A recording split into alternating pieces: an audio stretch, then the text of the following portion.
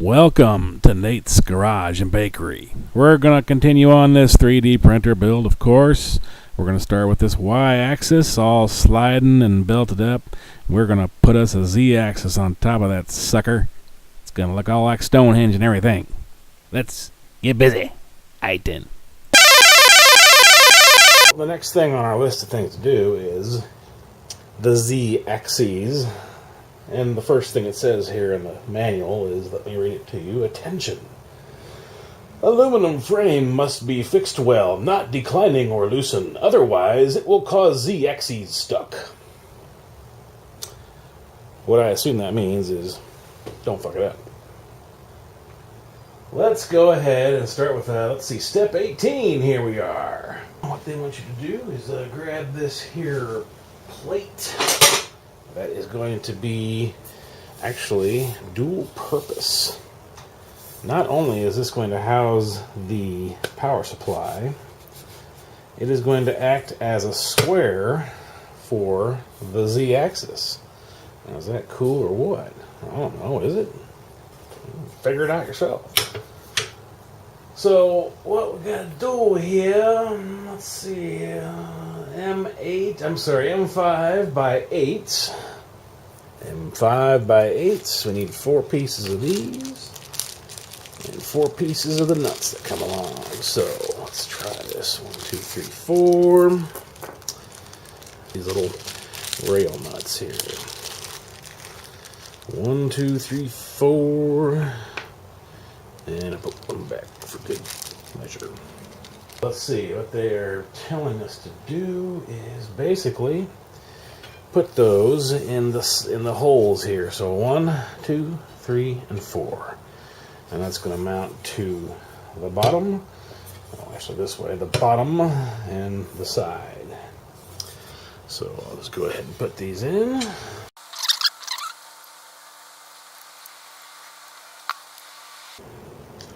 Alright, now we've got our holder nuts in place. Let's see how this goes, shall we? Alright, we're going to orient this, orient. We're going to change this direction so that it's like this. And we're going to get us, these would be our Z-axis rails here. These are the ones that are 2.5 millimeters too short according to our parts list. So again, I'm hoping that doesn't make a big difference. I'm knocking some of the junk out of there. Alright, let's yeah, so what's going on here is that this isn't going to attach to this right here. This is going to attach to this, which will then attach to this. That's what's going on here. So we're going to do that so that the screws and stuff are on the inside. So it's going to have to be like that. Now it also says that there's about 165 millimeters between here and where this thing mounts. So basically between here and here needs to be about 165 millimeters. Let's see what we got here. So from the end over there, we're going to make this so that this lines up with 165 millimeters. That's about where that needs to be.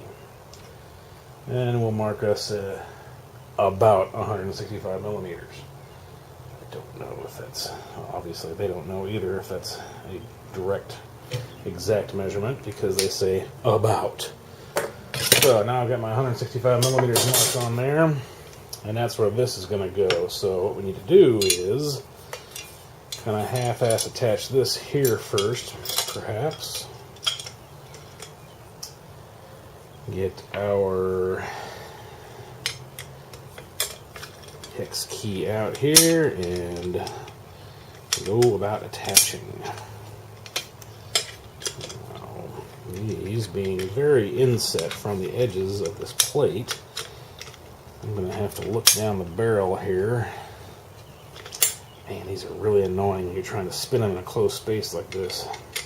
I had some thoughts about making the Z-axis more rigid This is where it's at in the stock setup. So, holy crap, Nate, you suck. Yeah, that's not gonna mate up down there because I just tightened this up there without actually getting flush down here. Am I a dipshit or what?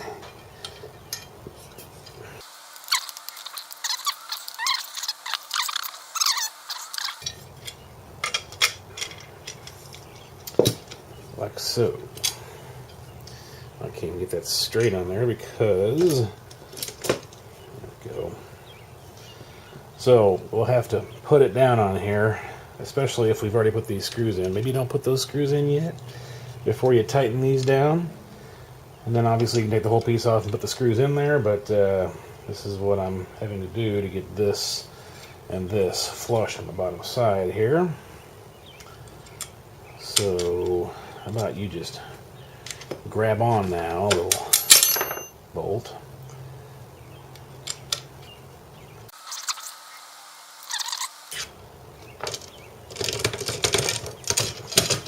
Come on, bastard. Alright. So now we've got that flush across the bottom there. And for that matter, we more or less have that flush there. You know what I'm going to do though? Loosen this just a tad.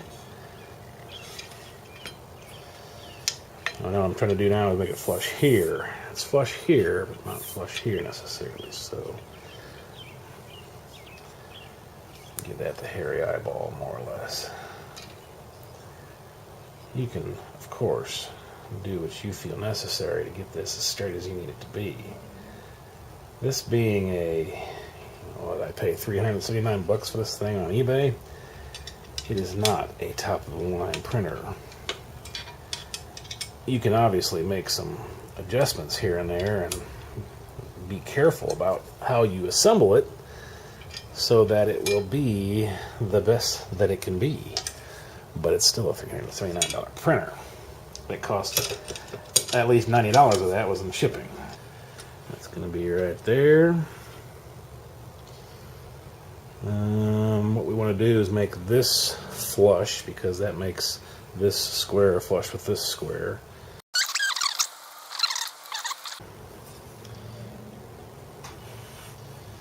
Nice and straight.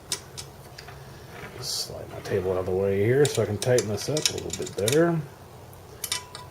Oh, yeah. Crank on those. All right. Everything's a little tight, nice and juicy. And oh, yeah, baby. All right, so there you go. That's step 19. Let's see what's next. Step 20 is the 410. This being the 410, we're going to put this up here on the top. I'm going to have to make sure we're still in the frame. Obviously, we are not. That whole thing was probably out of the frame, wasn't it? Sorry. So this is going to be right across there like so. And we're going to use another one of those L braces over on this side of it right here. This is long enough to stretch over the whole width of the thing plus some on both sides. So the plan there is to use more of these L brackets. And some more M5x8s and some more M5 nuts. Alright, so let's just go ahead and stick one of these in here. And roughly, that is not the right size wrench. That is. Just roughly put it in there, and then on this side over here, it's going to, like so. I'm going to turn this so that I can see what I'm doing. Ah, it didn't take it all.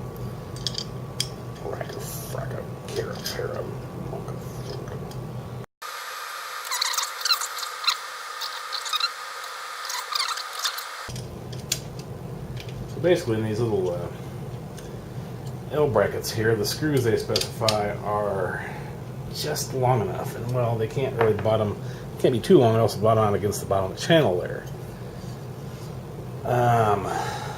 So what you have to do when you thread those M5 T-nuts on there to start with is to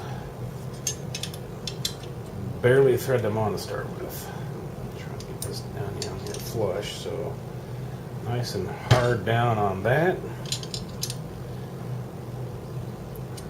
And tightened up. And I'm leaving this part loose because I'll slide this back and forth to get it out eventually, probably on the next step here, when I get to the other one on, which is step 21. Sure enough, I was right. Step 21 is to put this punk ass thing on right there. So, yet another L bracket. The last of our L brackets here, since we are almost done building the main frame of this thing. So barely threaded on there, bastard mine. And yep, I'll put that one in there too. Oops, see, I so barely threaded it on there, it fell right the hell out. Barely threaded on there. Just a whisper of threads. Taste the rainbow. Yeah, so barely threaded on there, or something like that. And now, ladies and gentlemen, for my next magical trick, I shall actually make this work. I'm going to go ahead and tighten this just a little bit first. I lost my wrench. Alright. Yeah. So apparently you can put these nuts on there and then put them through the hole if that was what you'd rather do. I don't care either way. I don't give a good grief about it.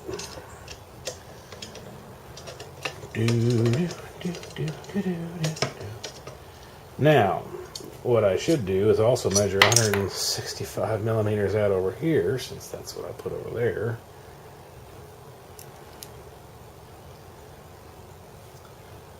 I'll do that here in a second after I open this thing in here.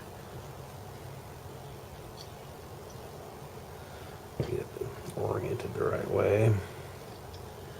Stuff it up through the bunghole there.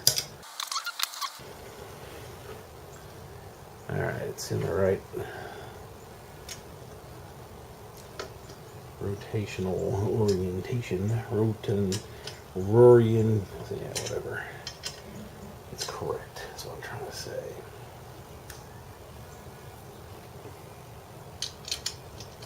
Alright, so loosen that a little bit to where I can get that right on there. See, this isn't fastened down here yet, so I still have something, I'm sure, to fasten this down to the bottom. And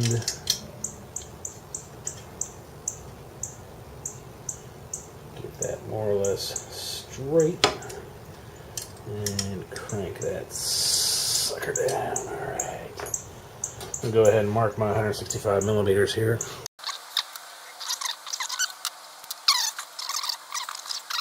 Let's figure out what fastens this on here first, and then I'll mess around with tweaking some stuff to make sure it's more or less straight. But we do have this other metal plate over here, and this is what the control module is going to be in. But same deal, it's going to be right here. Sorry about that. So, yeah, that needs to be right about there. I marked it. And this is going to be our piece here to, there you go. Sorry, I don't make videos for a living. I am not a videographer that keeps track of such things as staying in the frame, apparently. So, same difference. Get 4 of these out, M5x8s. Get 4 of these M5 nuts out. Each ni sanchi, 1, 2, 3, 4, 1, 2, 3, 4. How many languages could you got before you? Probably more than me.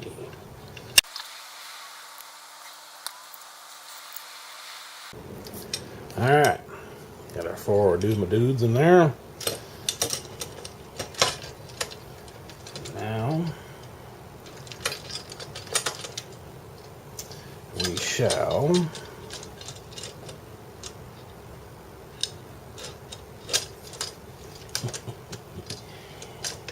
yeehaw.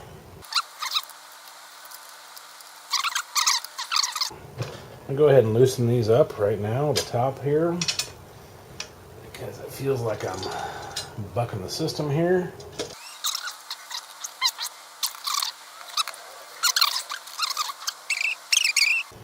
Alright, lined up, more or less. So if I turn this around here, maybe you can see more of what I'm doing over here. Out the frame of the camera. Over here on the other side. I've loosened the top up here so it slides around a bit. Makes it kind of nice to, yes, be able to slide that around. So don't leave that top rail all the way tightened up while you're trying to do this. Leave it loose.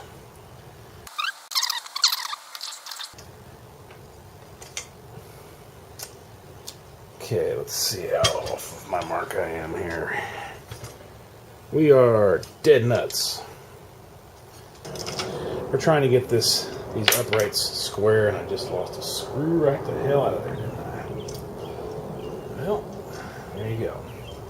So trying to get these uprights a little squared off, and we're just gonna heavy hand that son of a bitch right there, because like I said, all it's really holding it is that little flange in the bottom there. And then once that's square, we can tighten up the top here, and that will act as our squaring mechanism. So let's go ahead and put this back in place.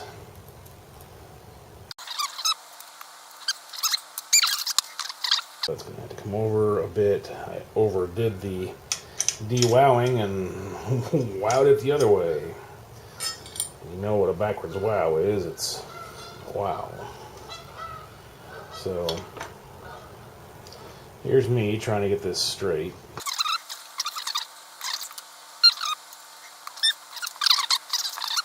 The whole thing is ever so slightly. I'm gonna ham fist that sucker just a little bit. Now, what you could also do is measure between the uprights here to get a true. You know what? I'm going to take this apart because that doesn't have millimeters on it, and this thing's pretty much worthless for anything but measuring. So I'm going to go ahead and measure across the bottom. Well, why don't we measure across the bottom so we start at 1. That is roughly 269 millimeters. Just about 270. What is it up here? That's 266 millimeters, so we are quite a bit out. Let's, okay, so we're looking for this width between these two rails up here also. Okay? So that all in the frame between these two rails down here at the bottom is, like I said, 269, just about 270 millimeters exactly. Which I suppose if we wanted to, we can make exactly 270 millimeters. It's 269 and a half about. So we'll go with the 269 and a half treatment up top here also. Right about here. Now I'm going to have to somehow get my hand over there to tighten this up while I hold this in place.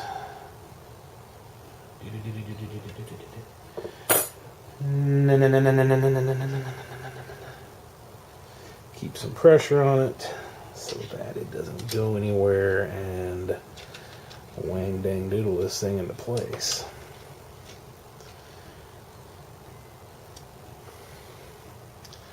like so.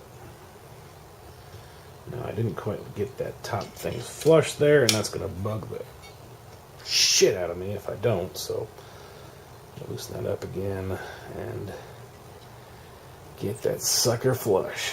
Alright.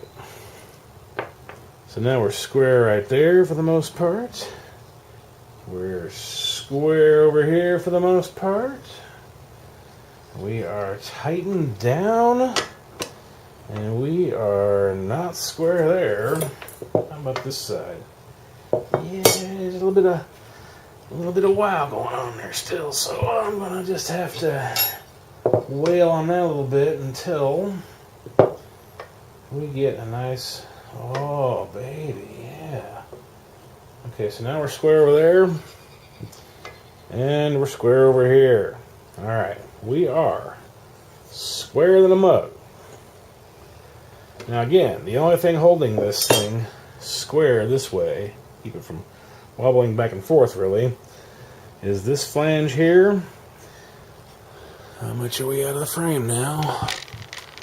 Damn it, Beavis.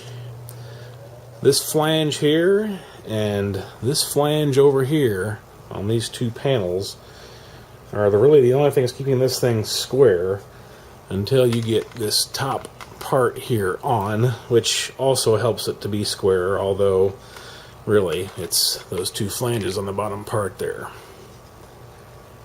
And I am going to measure this yet again, just because. So across the bottom here and across the top here, we'll see if it's the same or not.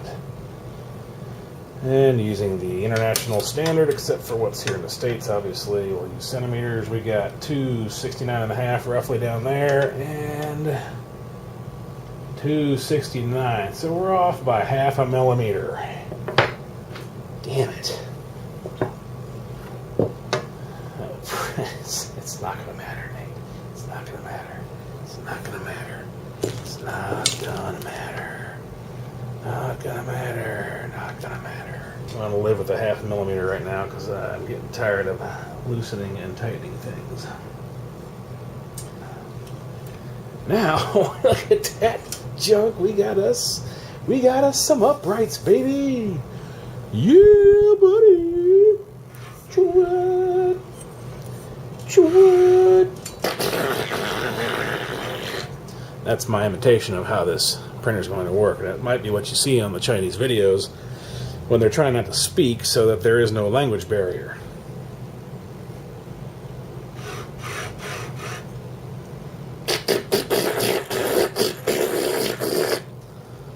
You like it? I like it. Well, that's it for this episode on Nate's Garage and Bakery. Did you get this far? Did you like what you saw? Go ahead on and click that subscribe button for future videos. Hell, click the like button while you're at it. Leave a comment if you got questions. I'll try to answer. Later.